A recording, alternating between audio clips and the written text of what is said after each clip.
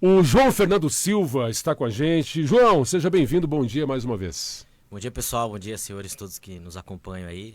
O negócio tá indo ladeira abaixo, né? Pois é, João, o assunto nem era sobre isso, porque pegou a gente ontem, né? Mas aproveitando que você está aí, o que achou, né? De mais esse golpe? É um golpe, porque quando você fala assim, não, eu não vou fazer, e aí você faz, você está aplicando um golpe, especialmente aí nos eleitores, né? O governo tinha dito que não ia mexer no IOF. Mas a narrativa é a mesma das brusinhas, né? A brusinha. Quem vai pagar é o empresário, quem vai pagar são as empresas. E na verdade não é, vocês comentaram agora aqui. Quem vai pagar, o empresário, ele repassa o imposto. O empresário não paga imposto, ele simplesmente repassa. E isso aí vai bater lá na frente, vai bater nas pessoas, como você falou, você aí que troca teu carro, que é representante comercial, é vendedor, né, depende do carro aí, que tem que trocar o carro cada 2 anos. Você que microempresário aí que depende de crédito, até o MEI vai ser impactado. Enfim, e o pior de tudo é que eles falam de ajuste fiscal, né? Mas quando você está falando de ajuste, de equilíbrio fiscal, tem que vir dos dois lados, tem que vir tem que segurar de um lado e tem que arrecadar mais, ou pelo menos segurar. E a gente sabe que isso não vai acontecer. O ano que vem tem ano de eleição e historicamente todo governo gasta muito mais.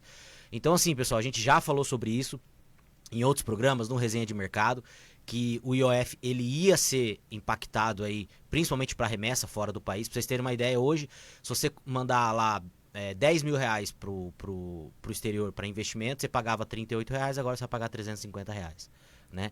E eu falo para você, né? Eu sempre falar no programa Resenha, hashtag já tirou teu dinheiro do Brasil hoje. A gente tem uma janela aí e se o dólar começar a subir muito, o governo, na canetada, eles podem aumentar até em 25%. E aí vai ficar inviável a gente tirar o dinheiro do Brasil, que foi o que aconteceu na Argentina, né? 92.3. São 7h52, então tá cada vez mais imprescindível, João, que todos, né, mas especialmente o pobre, ele comece a investir devagarinho, guardar um dinheirinho, seja 100 reais, seja 50 reais, seja 200 reais, não precisa ser milhões, né? Investir em alguma coisa, né, para poder ter lá no futuro, né, uma reservinha. E, por exemplo, essa semana nós tivemos aí, né, um boom de novo nas criptomoedas, né? Teve em queda, você vai explicar um pouco melhor para nós aí, né? Por que teve em queda recentemente e agora deu mais uma alavancada. E o foguetinho subindo de novo aí para quem aplica nas criptomoedas. É isso aí, o Bitcoin bateu o recorde histórico, né? Ontem fechou em $110 mil, né? E aí a gente atrela isso a duas coisas. Primeiro, a guerra comercial entre Estados Unidos e China, que ela deu uma arrefecida, né? Então o dinheiro ele migra, né, para ativos de mais risco, né? Então o Bitcoin começou a receber aporte de novo, se bem que as grandes baleias, né, os fundos, governos, eles continuaram comprando, né? Mas o que eu mais atrelo o crescimento do Bitcoin, e isso é legal, quando a gente fala de investimento, não é que você vai ficar rico investindo, mas é que quando você começa a investir, quando você começa a entender de finança, que isso deveria ser ensinado lá na escola, você começa a entender como que o mercado funciona e como você pode se proteger. Então, por exemplo, olha que dado interessante. Hoje existem mais pessoas com Bitcoin na carteira nos Estados Unidos do que com ouro, né? E o Bitcoin hoje já é o 6º maior ativo do planeta. Então as pessoas elas estão começando a entender o que é o Bitcoin e o que é investimento. E o que eu atrelo a esse maior boom do Bitcoin, isso vai continuar acontecendo. É que as pessoas começaram a entender que quanto mais o governo e os governos, isso não é só Brasil, isso é Estados Unidos, é Japão, todos os governos mais emitem moeda, menos essa moeda vale. Ou seja, não é que a gente tem menos dinheiro hoje, a gente continua tendo mais dinheiro, é que o dinheiro vale menos. E quanto mais o governo faz isso, mais o Bitcoin ele eleva o seu valor. E as pessoas estão começando a entender isso. E isso é uma coisa boa, né? Porque as pessoas começam a ver que realmente tem alguma coisa que elas podem se proteger em relação ao governo, e não só o governo brasileiro, né? O governo mundial. Muito bem. Eu gostaria que a gente voltasse àquele assunto das remessas de dinheiro para fora. Você falou que aumentando de 38 vai para 350. 0,38 vai para 3,50, né? Um exemplo. Aí você disse, aí o dinheiro vai ficar aqui. como aconteceu na Argentina. Só que lá na Argentina o pensamento é diferente. Recentemente o presidente disse que, olha, você que tá cheio de dólar guardado aí, que não tá no sistema financeiro, eu quero esse dinheiro circulando dentro do país. E o que nós vamos fazer? Você vai poder comprar um terreno, comprar um carro, comprar uma casa, e nós não queremos saber de onde veio esse dinheiro, porque nós sabemos que está guardado com você. A esquerdalha aqui no Brasil começou a chorar. Aí ele falou, olha, você fazendo isso, nós vamos movimentar a nossa economia, e movimentando a economia nós podemos crescer de 6% a 8%. E em isso acontecendo, eu devolvo de 420 a 550 bilhões de dólares para o setor privado, cortando impostos, João. Tá errado o presidente argentino? Não, de forma nenhuma. O Milei tá fazendo um baita governo, né? Apesar que muitas coisas que ele falou que ele ia fazer, ele não conseguiu fazer no tempo que ele falou que ia fazer. Mas, ó, a Argentina, o poder de compra do argentino aumentou, a pobreza tá diminuindo. Eles cortaram agora a banda cambial lá na Argentina, o cepo cambial que eles estavam segurando, né? Assim, o ETF que mais cresceu nos últimos 12 meses, salvo engano, foi o da Argentina. O da Alemanha disparou esse ano também. Não sei se passou, mas o ETF da Argentina cresceu bastante. Inclusive, nós temos posição nesse ETF, né? A gente vinha falando desde o ano passado. Então, assim, a gente vê que o governo Milei, ele tá fazendo totalmente o contrário do que o governo brasileiro tá fazendo. A Argentina estava indo para o lado da Venezuela, mudou a rota e está indo para o lado de um país próspero. O Brasil estava indo para o lado de um país próspero e virou a mão e agora está indo para o lado da Venezuela. Mas então, nessa ótica, só resta dizer que tudo que esse governo quer é quebrar a gente no meio. Então, pessoal, eu tô muito no mundo corporativo. Esses dias eu tava numa palestra e eu vi um grande palestrante, admiro muito o cara, e ele falando assim, não, o governo, ele não quer te ferrar, é besteira esse negócio que o governo quer te ferrar. Ele não quer te ferrar, o governo quer que você pague imposto, só isso. E eu discordo totalmente dele. O governo no Brasil, o nosso governo, o governo que a gente tem, sim, ele quer ferrar, principalmente o médio empresário.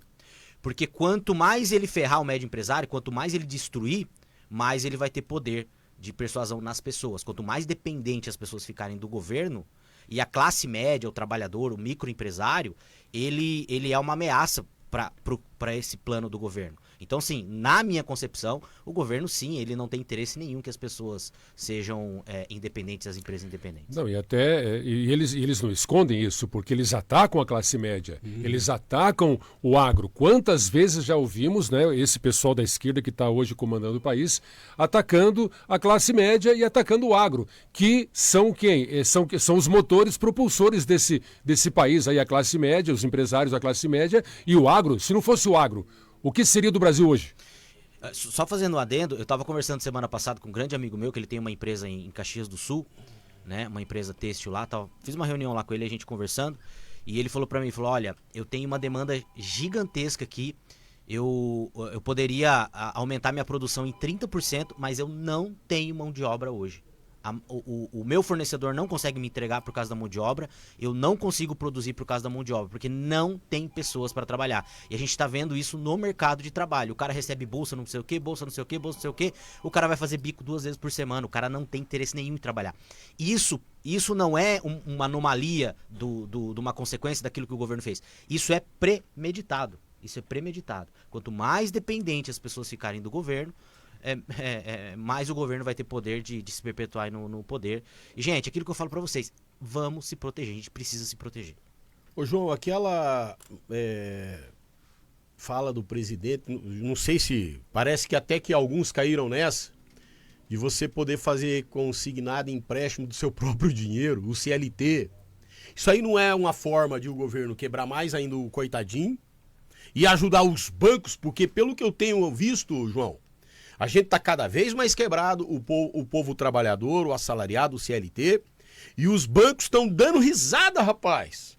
Porque em cada operaçãozinha, o banco tira a fatia dele. E aí?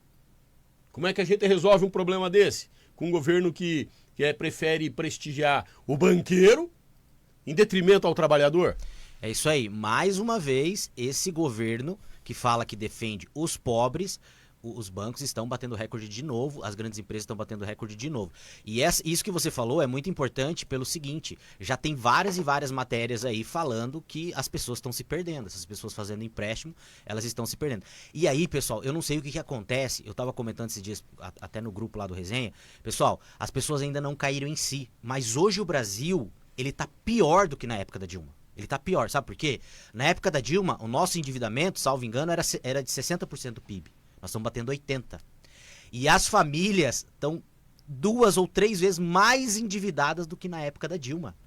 Então, e a gente tem menos dinheiro. Então, as pessoas não estão entendendo a gravidade que o Brasil está passando. O Brasil está pior do que o governo da Dilma. E se esse governo virar e conseguir se eleger, tomara que não, 2027 vai ser pior do que depois que a Dilma foi reeleita. De qualquer forma, né, João, eu acho assim que mesmo que não se reeleja, o que pegar já vai pegar uma terra arrasada, né? Isso. Mas tomara que seja alguém consciente que possa, pelo menos nos próximos 4 anos aí da sua gestão, conseguir dar uma certa consertada, como estava fazendo, por exemplo, o Bolsonaro, que pegou terra arrasada, estava dando uma consertada, infelizmente no meio do caminho a esquerda acabou voltando, né?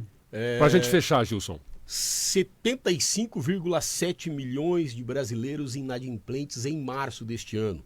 Se comparado com o ano de 2024 no governo do amor, João, houve um aumento de 24 para 25 de 2,8% de inadimplentes. O cara não está conseguindo pagar a conta e vai emprestar dinheiro de banco. É isso aí. E geralmente as pessoas emprestam dinheiro para comprar TV, não é só mais um dado, tá? Que é falado pouquíssimo na mídia. O ano passado, sabe quantos CNPJs fecharam no Brasil? Quase 900 mil CNPJs. Eu ia chutar aqui uns 700 e poucos mil, mas é isso aí. Quase 1 milhão. Quase 1 milhão. E batemos recorde de concordata de recuperação judicial o ano passado também. Lembrando também que quando o cara corre lá pro crédito pessoal, é porque o cartão dele já estourou. É isso aí. Né? E aí o rotativo do cartão, você sabe, né, o que vai acontecer. Caiu no rotativo, você tá lascado. Nunca mais paga. Bem, são 8h02. Vamos lá então, gente. Lembrando, né, investimento, mesmo que pouquinho, comece devagarinho. Tem os FIIs, né, para investir. Se você de repente não, né, tem medo daquela coisa da oscilação, vai na renda fixa, mas faça alguma coisa, né, João? É isso aí. Deixe de tomar uma cervejinha e guarde esse dinheiro da cervejinha na Isso, semana, uma cervejinha, um lanche. Hoje você sai fazer um lanche aí, é 30 pila, piso. É isso né? aí. 30 Se pila pagar barato. 30 pila você compra alguns FIIs. Né? isso Tem aí. FIIs baratinhos. Né? Tem FIIs de R$10 hoje. Oi? Cota de R$10 hoje. Exatamente. Ou então, você pode comprar aí uma criptomoeda, né? Se você não sabe a qual, pergunta pra gente que a gente sabe. Não vamos falar agora aqui, né? Porque a gente não tá aqui pra fazer propaganda. Exatamente. Mas a gente já tem ouvido falar por aí, né? Justamente com o Dr. João Fernando Silva. Então a gente pode até dar uma indicação, não aqui no ar, né? Tá certo, gente? João, obrigado. Obrigado, pessoal. E se vocês quiserem saber mais, segunda-feira, às 13 horas, programa Resenha de Mercado. Lá a gente aprofunda mais. Todos esses destaques que você trouxe aqui, mais um pouco, e também tem lá no portal, né? No portal, terça-feira, sai matéria também. Portal Estúdio 92. Forte abraço, Valeu, João gente. Fernando. Final de semana abençoado. Para todos nós.